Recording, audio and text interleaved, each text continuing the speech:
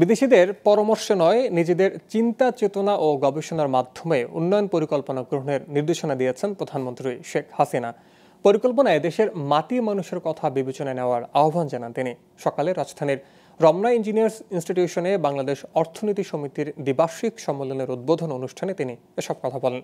সব বাধা মোকাবিলা করে দেশকে এগিয়ে নেওয়ার প্রত্যয়ের কথাও জানান প্রধানমন্ত্রী। বিস্তারিত জানাচ্ছেন শাহরিয়ার বাঁধন। স্বাধীনতার পর বঙ্গবন্ধুর হাতেই দেশে উন্নয়নের ছোঁয়া লেগেছে। এ যাবৎ আওয়ামী লীগের হাতেই হয়েছে পদ্মা সেতু, metro rail, elevated expressway, Rooppur পারমাণবিক বিদ্যুৎ কেন্দ্র সহ অসংখ্য উন্নয়ন প্রকল্প, যার পরিকল্পনায় সামনের সারির সদস্য অর্থনীতিবিদরা।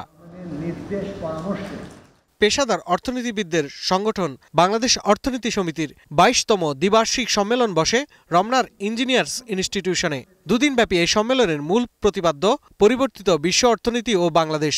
শুক্রবার সকালে এর উদ্বোধন করেন প্রধানমন্ত্রী শেখ হাসিনা।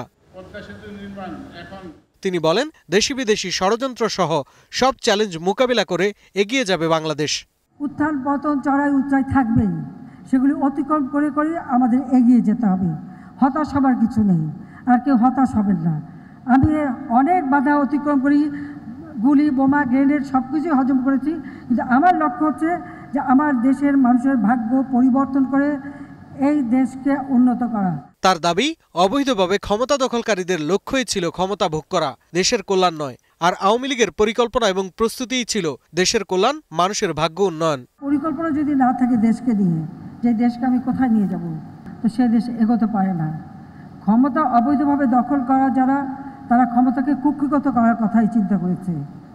আজকে বঙ্গবন্ধু স্যাটেলাইটের কারণে আমরা যে বিশাল সমুদ্র সীমা অর্জন করেছি, সমুদ্র সীমা আমাদের বিরাট যে অধিকার, এ ব্যাপারে তো জিয়া, এরশাদ, খালেদা জিয়া কোনো সরকার কোনদিন উচ্চবাচ্যই করেনি।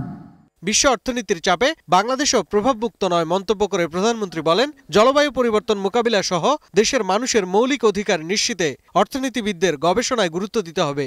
আমি অর্থনীতিবিদদের কাছে এটাই চাই যে দেশের মাটি মানুষ, তাদের কথা চিন্তা করে আপনাদের নীতিমালা, প্ল্যান, প্রোগ্রাম করবেন। ওই কেউ একজন দু একদিনের জন্য দেশে এসে আমাদেরকে উপদেশ দিয়ে যাবে, ওই উপদেশ আমাদের কাজে লাগবে না। বর্তমান সরকার কর্মসংস্থান সৃষ্টির লক্ষ্যে বেসরকারি খাতগুলোকে উন্মুক্ত করেছে দাবি করে সরকার প্রধান বলেন, বিদেশি বিনিয়োগ বাড়ানোর পাশাপাশি রপ্তানি বহুমুখী করার লক্ষ্যে কাজ করছে সরকার। পণ্য উৎপাদন করা, রপ্তানিকে বহুমুখীকরণ করা। শাহরিয়ার বাঁধন, গ্লোবাল টেলিভিশন, ঢাকা।